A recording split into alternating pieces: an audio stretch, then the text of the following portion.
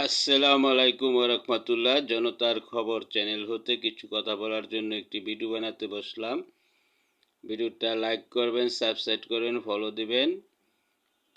বিষয়টা হলো মুক্তিযোদ্ধাদেরকে নিয়ে যেসব কটূক্তি করে তার সঠিক জবাব দিয়েছে মুক্তিযোদ্ধা বীর বিক্রম বীর অ্যাডভোকেট ফজলুর রহমান সাহেব।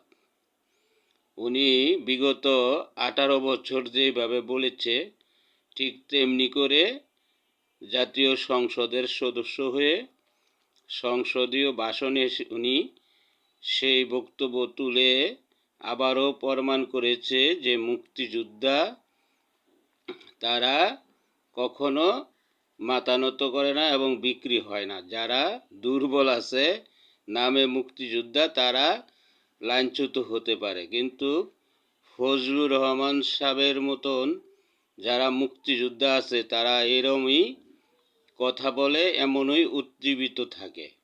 তাকে আন্তরিকভাবে স্যালুট জানাই তার এই মূল্যবান এবং বক্তব্যগুলি দেশবাসীর সামনে সংসদে তুলে ধরার জন্য।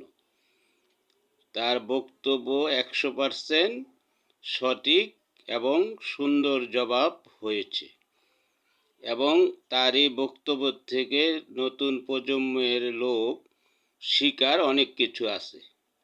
আসসালামু আলাইকুম ওয়া রাহমাতুল্লাহ।